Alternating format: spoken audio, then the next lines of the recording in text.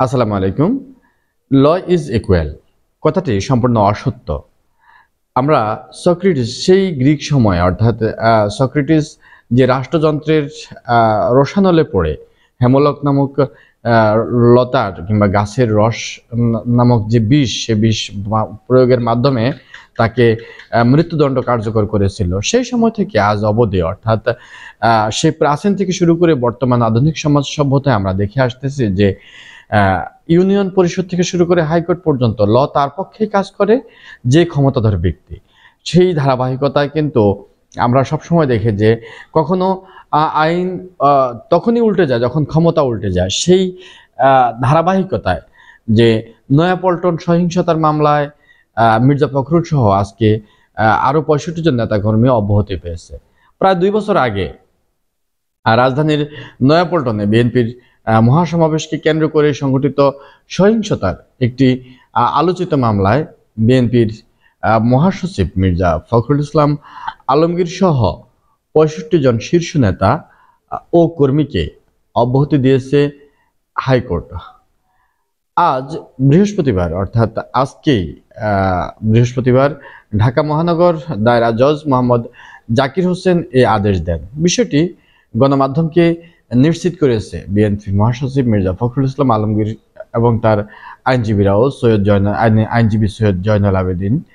অব্যাহতি পাওয়া অন্য নেতাদের মধ্যে রয়েছেন বিএনপির স্থায়ী কমিটির সদস্য আমির খসরু মাহমুদ চৌধুরী, মির্জা আব্বাস ও গয়েশ্বরচন্দ্র রায়, ভাইস চেয়ারম্যান শামসুজ্জামান দুদু, বরকতুল্লাহ বুলু, আলতাফ হোসেন চৌধুরী এবং যুগ্ম মহাসচিব মাহবুবউদ্দিন খোকন, চেয়ারপারসনের যে মাননীয় প্রধানমন্ত্রী বর্তমান যে খালেদা জিয়ার উপদেষ্টা জয়নুল আবেদিন ফারুক সহ অন্যান্য আরও অনেকেই।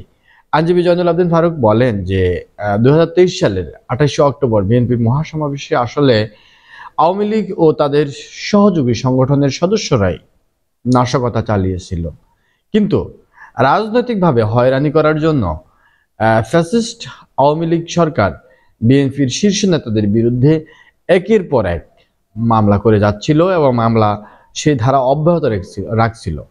তদন্ত শেষে পুলিশের প্রতিবেদনে দেখা যায় এই মামলায় বিএনপি মহাসচিব সহ অন্যান্য নেতাদের কোনো সংশ্লিষ্টতা পাওয়া যায়নি। এই কারণে গত বছরের 21শে অক্টোবর পুলিশ আদালতে তাদের অব্যাহতির আবেদন জানায়। জজ আদালত সেই চূড়ান্ত প্রতিবেদন গ্রহণ করে তাদের মামলার দায় থেকে অব্যাহতি দিয়েছিলেন। উল্লেখ্য, মামলার নথি অনুযায়ী 2023 সালের 28শে অক্টোবর নয়াপল্টনের মহাসমাবেশের সময় পুলিশের কাজে বাধা, ইটপাটকেল নিক্ষেপ ও ককটেল বিস্ফোরণের অভিযোগ এনে রমনা থানায় দায়ের করা মামলার যে পুলিশ বাদী হয়ে করেছিল সেটা দীর্ঘ তদন্তে অভিযোগের ভিত্তি না থাকায় বিএনপি মহাসচিব সহ শীর্ষ নেতাদের বিরুদ্ধে আনা অভিযোগ আদালতে টিকল না। এই রায়ের মধ্য দিয়ে বিএনপি মহাসচিব মির্জা ফখরুল ইসলাম আলমগীর সহ শীর্ষ নেতারা একটি বড় রকমের আইনি ঝামেলা থেকে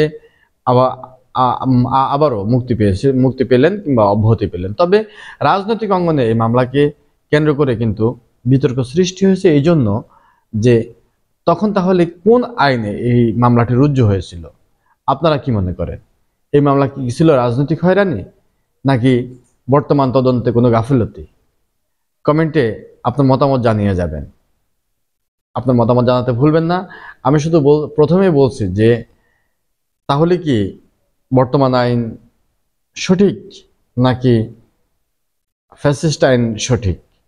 যদিও ফ্যাসিস্ট আইনকে সঠিক বলার কোনো সুযোগ আমাদের মাঝে নেই, কারণ সে সম্পূর্ণ ফ্যাসিস্ট কায়দায় দেশকে পরিচালিত করেছিলেন।